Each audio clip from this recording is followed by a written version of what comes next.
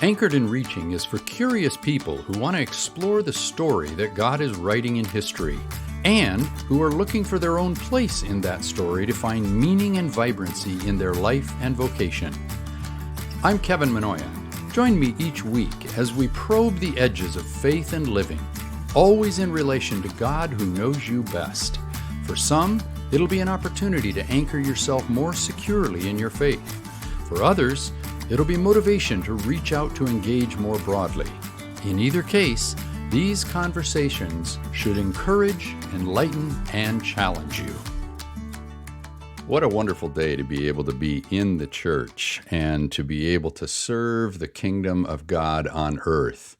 And I'm really glad that you're interested enough in that to be able to join us when Anchored in Reaching. You know that we're in a series, this wonderful, exciting series that we're calling The Diversity of Unity.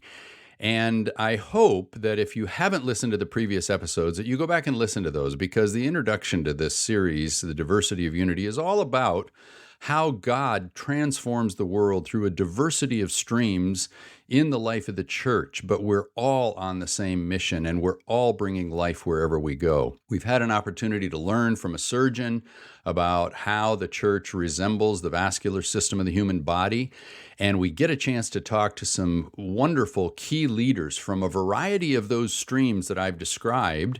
And today we have a wonderful opportunity to talk to another of those, and I hope you listen well, and I hope that you take some notes and open your heart and your mind to the learning that we get in these opportunities to learn from key leaders of the church across the country and across the world. I want to remind you that if you want to communicate with us, drop us a note at podcasts@anchoredandreaching.com. And today it's a privilege to have Bishop Todd Hunter of the Anglican Church in the U.S. with us. Todd, it's good to see your face again. Of course, not everybody can see your face, but I can. Yeah. And it's good to hear your voice from Nashville. Thanks for joining us today, Todd. Yeah, thank you, Kevin. I was just trying to recall as I was coming on, if we first met ourselves in and around Southern California, or did we first meet when we were working with the NAE? Well, I think you were in Southern California. I think you were just becoming the president of the Vineyard movement at the time, and I was president of the National Association of Evangelicals. Okay. Yeah. Yeah, and I was trying to convince you and the Vineyard to become part of the NAE, and well, you didn't need much convincing. I don't remember how many lunches I made you take me to, but you did. Yeah. Well, maybe that was the ulterior motive, but man, it was a joy. Yeah. And I learned so much every time I talk to you, Todd. Well, and thank you. That's why I'm so excited about having you on here and the journey that you've been on. Yeah. So you are now. You're no longer president of the Vineyard, but now you're with the Anglican Church. Right. So can you just describe that a little bit and your role? Yeah, it's not as fun or sexy of a story as people think it is. It was really just kind of an out of the blue calling. I mean, you know, Kevin, because you knew the Vineyard and you knew John Wimber. But there's a sense in which the Vineyard movement is not the Vineyard movement without the Church of England. It's the Church of England that put John on the map. And John had an enormous influence on the Church of England, and then kind of just following the old Commonwealth in, South Africa and New Zealand and Australia, Hong Kong, et cetera. So the Vineyard movement really spread around the world, chiefly because of John's contacts with people in the Church of England. Of course, as a very young convert in Calvary Chapel in the 70s, I'm sure two of the first books ever put in my hands were from Jim Packer and John Stott.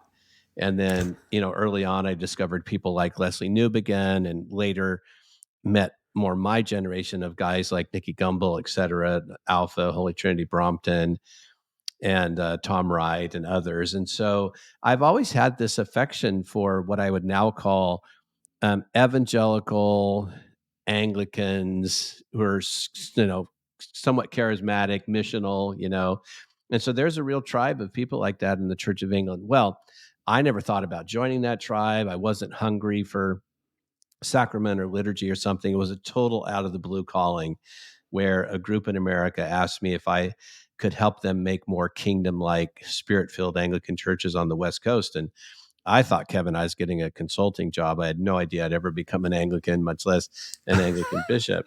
But I tell the first part of that story to say that it fit because I've always had such respect for the evangelical charismatics in the Church of England. They just seemed, Sure. obviously we know they're not, but they almost seemed like perfect Christians to me. So Yeah. it's been a good fit. I love the Vineyard. I still serve the Vineyard in various ways, but so it wasn't a knock on the Vineyard or Calvary Chapel or anything. It was just a surprising out of the blue calling. So is you kind of where consultants go for their next stage. They move from consultant to bishop, right? Is that kind of the natural progression of affairs? Right. Yeah. Well, for anybody who's been, for even just to discover Alpha, I mean, anybody who's been to Holy Trinity Brompton, I mean, you can't walk out of there without being changed. Yeah. It's just such an amazing influence of God in this convergence of historic faith and liturgy, and yet the power of and relevance of the Spirit today. Yeah. So I think that's what I'm hearing you say, is that just sort of seemed to make sense. I guess I didn't realize the history of the Vineyard Church was so closely tied to the Church of England, though. Yeah. And I have a hunch that as we get into this, that is true of many of these denominations. I mean, even my own denomination, the Free Methodist Church, as I mentioned to you before, the Articles of Religion of the Free Methodist Church are built on the 39 Articles of the Church of England. Right. And incidentally, let me just clarify this, that for any of you who are not sure, why do we talk about the Church of England, Anglican? Well, the Anglican Church is the Church of England, and they're synonymous. So these are not two different groups. Right. Yeah. Thanks for saying that. Yeah.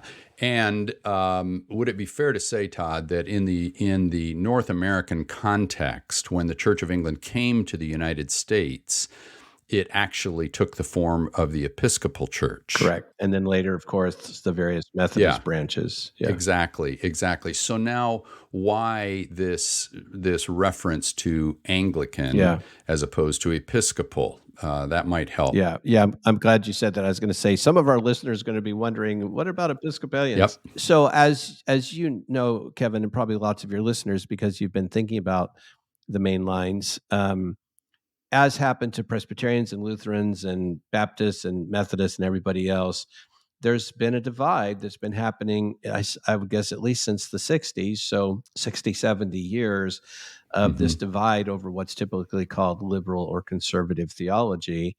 And over the years, the markers of what's liberal or the markers of what's conservative change, but the basic categories haven't. So the simplest way to put it would be that the Anglican Church in North America would be the conservative branch of the Church of England in America, and the Episcopal Church, again, loosely put, would be the more liberal branch. But you know how this goes. All this exists on a continuum. And there are certainly people in the Episcopal Church who are true believers and true followers of Jesus. Right. Well, and the constructs and tags we put on people are sometimes very unfair. Yes. And that's partially what this whole series is about, is that we have put tags on people. We've said they're Catholic, they're Orthodox, they're Anglican, they're Episcopal, they're Methodist, Presbyterian, or they're Pentecostal or whatever. Right. And then we draw conclusions about those people. And part of what we're trying to do here is create a little bit more permeability and understanding that one stream is different but not better than, and we bring this water of God's transforming salvation to the world. So is it true then? I mean, I think when people travel overseas, they see Anglican churches, but do they see many Episcopalian churches, or is that limited to the North American church, and the Anglican church is really the global church? To my knowledge, not even Canada. So it's a distinctly American term. Yeah, so it probably developed maybe when the Church of England came to the U.S. and the Americans who were liberated for independent from England said, we don't want to use that word, so we're going to name it something else. It's definitely a frontier America issue. Yeah. So let me ask you this. I mean, we've talked to people, and we will talk to people from a variety of these different streams, and in part, you represent the mainline churches in the country and in the world. Right. I mean, the Anglican Church is a mainline church, Yep. and a lot of people have sort of relegated the mainline denominations, particularly the mainline Protestant denominations, to being irrelevant, out of touch, old school, and there's no real life in them. Yeah. I mean, talk to us about that, and why do people say that? First of all, and obviously, I mean, I know the answer to this question. Is it true? Yeah. I mean, I think the answer to that is obvious, or you wouldn't be a bishop in the Anglican Church. But unpack that a little bit. Why do people sort of relegate this to a dead institutional past? Yeah. Well, you'll know, Kevin, because this has been our life and our ministry career. It's not said for no reason. In other words, it's not completely untrue, meaning the demographics show that of the shrinkage of the church, again, from let's say the 1960s to today, and that's massive shrinkage. I don't know if you've seen the new book, the Great Dechurching. If not, you'll want to get it, knowing you. That shows that like 40 million people have left the church in the last generation or so.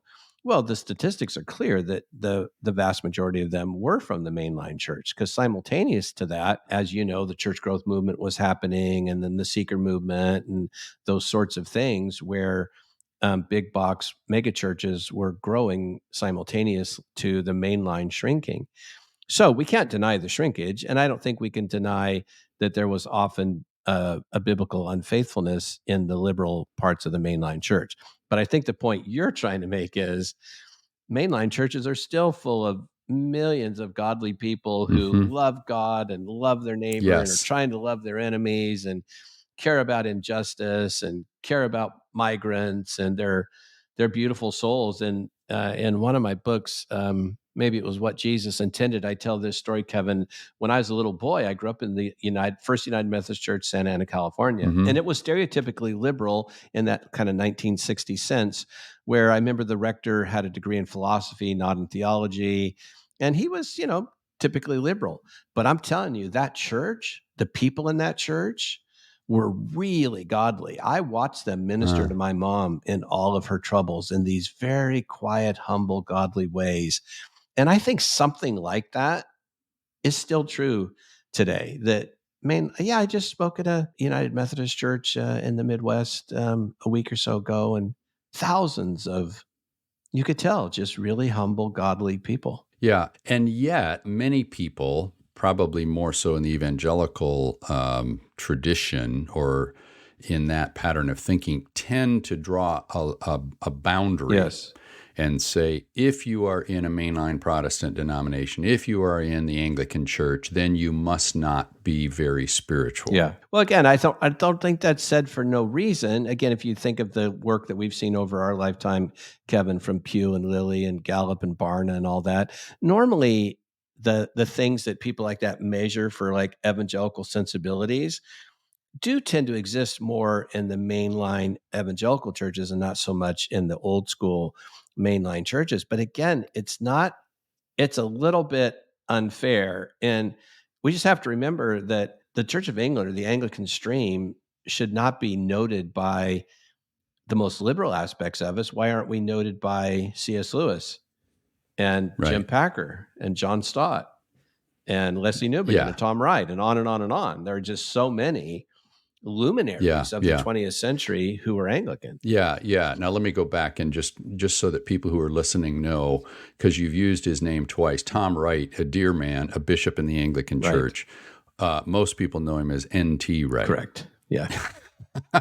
Just to make sure everybody's making that connection. Sorry about that. No, that's all right, because you read books and you see the initials, and all of a sudden you decide, okay, his first name must be N.T. Yeah. Right. I think it's Nicholas Tom, and he just goes by Tom. Yeah, I think that's right. Yeah, and an amazing man whose heart is just so wonderfully for God. Yeah.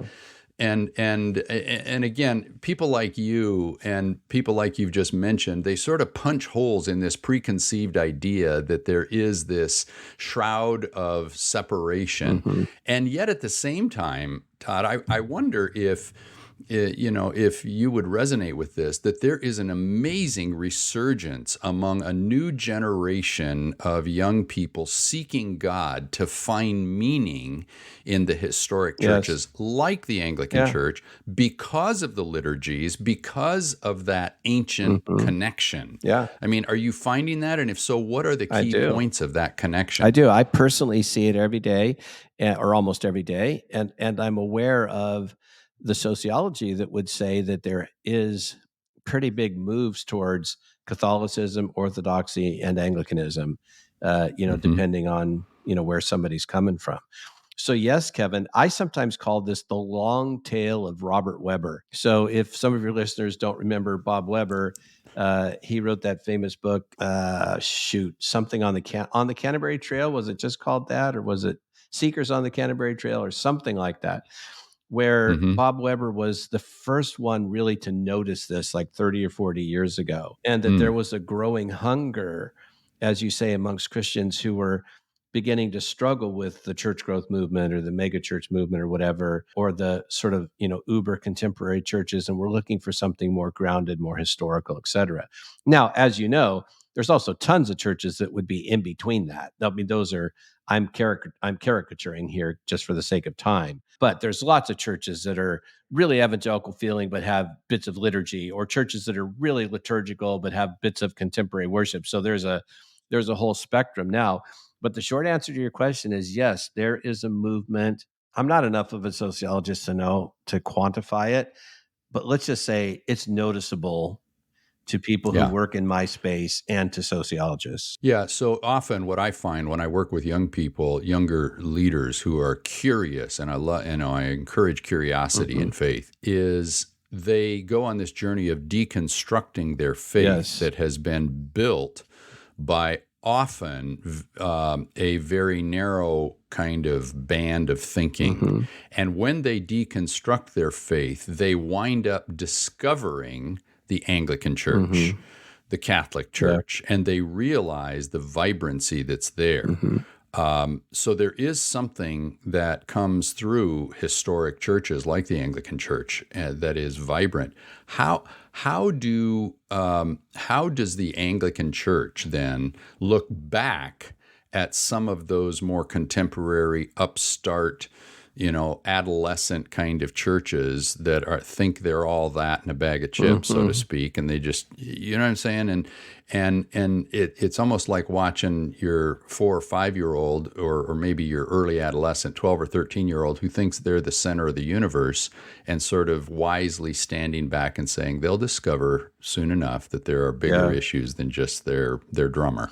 Yeah, I think in the Anglican world that I've become aware of over the last 15 years, and so that gives me a certain kind of observation, but I certainly wouldn't claim perfect observation. There would be Anglicans who are very much like Holy Trinity Brompton, where, that's a historic Christian, as a historic church building in the center of London. But man, once you walk through the doors of this obviously historic building, it doesn't look much at all like a typical Anglican service. And there's a whole stream of Holy Trinity Brompton-like churches all over the whole world, including in my own diocese. Vintage Church in West LA is a really large church of, 1,000, 2,000 people or something, that would be very much like Holy Trinity Brompton. And then in my diocese, we have churches that would look very, you might call standard, or typically liturgical, where there's the whole liturgical service would be done. But you know what I think I'm noticing, Kevin? It's not so much the amount of liturgy that's done that feels differentiating to me. I think it's more the difference between formality and then I don't know what the other word is, more casual, more informal. In other words, you can do liturgy that feels like, sometimes you hear the word like high mass, and it feels so careful, so structured, that sometimes it doesn't feel warm or welcoming. Now, all this, again, it's just because we're a short podcast. I can't get into the whole thing. Yeah. And then you have other settings where the liturgy is basically done, but it's done in what Cranmer would say, the language of the people. For him, that meant English. Yes. Sorry, Cranmer was the founder of the Church of England, the reformer, Thomas Cranmer. And so, he made this big bet on English and put the prayer book in the language of the people. Well, today, when I say put the language of the people, I mean more the idioms of 2023, not the idioms of 500 years ago when the prayer book was written. So I think a big part of what people feel is, can I engage in this structured liturgy, but just feel that word structured? But can I do it in a warm, welcoming, winsome way? And that's what I think I'm struggling to call informal or something. Yeah. So I would say the best, most fruitful, growing aspects of present day Anglicanism in America that I can see thread that needle of that kind of historic structure you're talking about, but in an engaging way. Yeah, I really appreciate that. That's extremely helpful.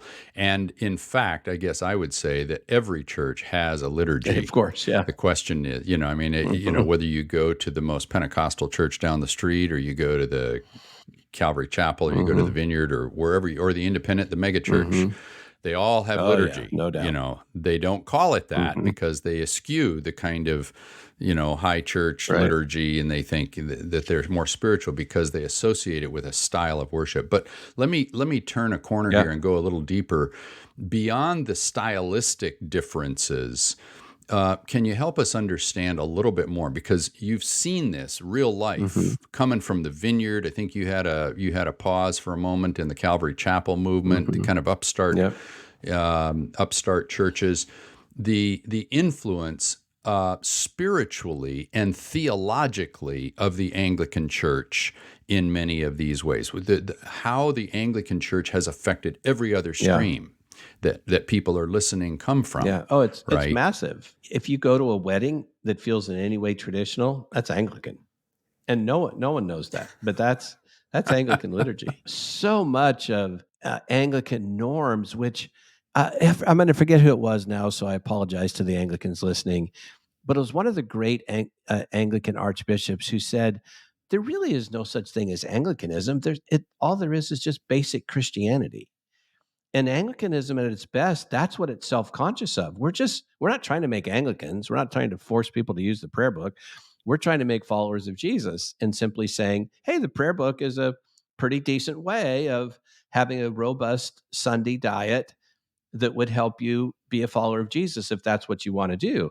But if somebody doesn't intend to be a follower of Jesus, well, then confessing your sins on Sunday morning is just rote. It's just words. Or saying the creed. If you don't intend to make the Nicene or the Apostle Creed the outline of what it means to be human in the image of God, if you don't intend it to make it your story, well, yeah, you are just repeating words. But as soon as you want to be a follower of Jesus and be like a missionary in the world, all of a sudden the prayer book bursts with amazing, fruitful ideas. Amazing.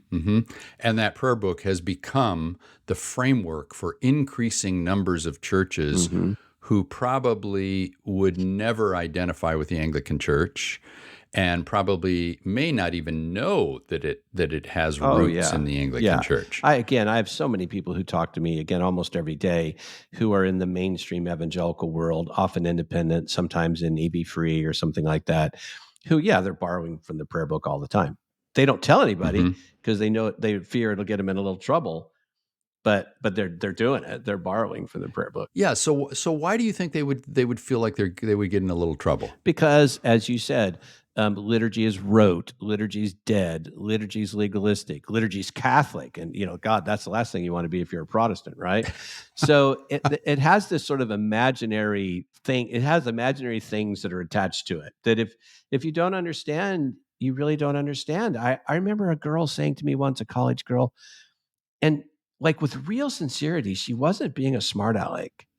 She said, Todd, I just don't understand. Why would I want to pray using someone else's words? Like, that feels insincere to me. Wouldn't I want to pray from my heart? And I said, okay, try praying words that you haven't learned from someone else. Like right now, just try praying in a way that is completely spontaneous. It's not in any way connected to any of your history, et cetera, et cetera. And of course, light bulbs went on for both of us in that moment that you can't. None of us are praying our own words in that sense. We're all praying based on rhythms and habits of thinking that have been handed down to us for 2,000 years. Now, I don't mean to say that there isn't spontaneous prayer. Of course there is.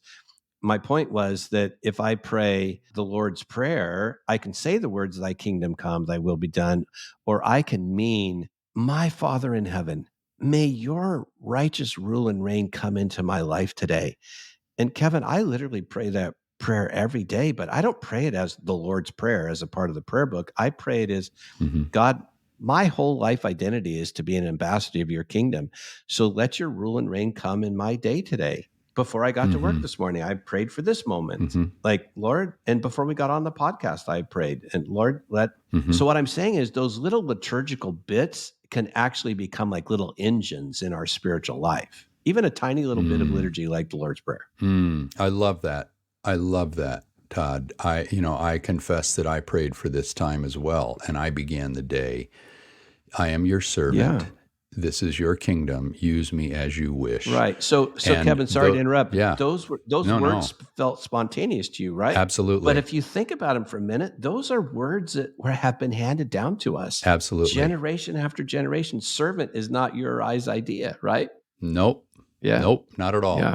And frankly, my mind goes back to Mary. Yes, I am the absolutely. servant of the Lord. May it be with me as you choose. My favorite Advent sentence. Absolutely. Yeah, but then we're going to get into a whole other, but you contrast that with how Zechariah responded. Yeah. And here you've got this 15, 16-year-old girl, I am a servant of the Lord, may it be with me as you choose. Wow. And, going back to what you said about, and we're going to wrap this up here in a minute, but, the Anglican Church is trying to help people in their walk with Christ. Yes. As Christians. Absolutely. A guy that I tend to like and have leaned on heavily made the statement that we are about classic Christianity. Yes. John Wesley used that term a couple of times.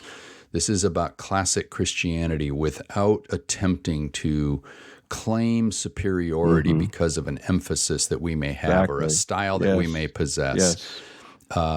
If your heart be as my heart, give me your hand and let us journey together. Yeah. Of course, he was quoting out of the scripture when he talked about that, but that is the essence of unity. Yeah, right? You're right, Kevin. And I know, because I've known you, I know that's been so much a part of your adult life. But you're right. I just want to say I've never once woke up on a morning thinking I was superior to Lutherans or Presbyterians or Methodists. I'm a huge fan of Wesley. In my mind, we still get to count him. we still get to count him as an Anglican. But you hear my point. I never wake up thinking that somehow Anglicans are superior to independent Pentecostals or anything like that. That would just seem silly to me. Yeah.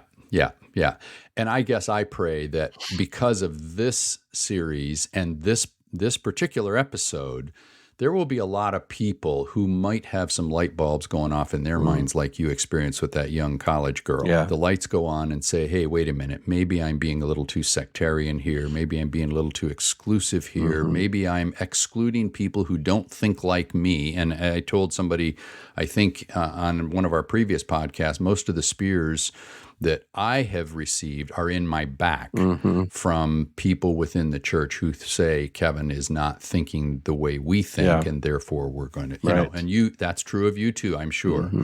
So, wow. Well, thank you, I Kevin. can sense here that, we're going to need to, at some point in the future, get you back on, Todd, and just unpack this whole idea of the Anglican Church, its influence in the larger church. This is awesome. Now, if I'm not mistaken, you've got a podcast as well, and there may be I have people. Two podcasts. One they could find, and you could probably put it in the show notes. Is my diocese, which is Churches for the Sake of Others, and then I have a podcast for my center called the Center for Formation, Justice, and Peace, and then my newest book at InterVarsity Press is called What Jesus Intended. And I almost said something when you were talking about those who are deconstructing their faith, because that's who I wrote this book for, Kevin, is those people who are just really struggling, honestly, in their heart and mind with their faith. And so this book is meant to gain a fresh hearing for Jesus around the aims of Jesus. And it's written it's like my love letter to people who are struggling with deconstruction issues. Oh, my goodness. That sounds like a wonderful read, and I hope that folks will pick that up. We'll make sure we get that in the show notes so that people can figure out how to get that. And I'm hopeful, as you listen to this podcast, this particular episode, that when you are driving by an Anglican church, that you will think about stopping and getting to know what happens in that place among people who are gathered to worship God and bring the kingdom on earth.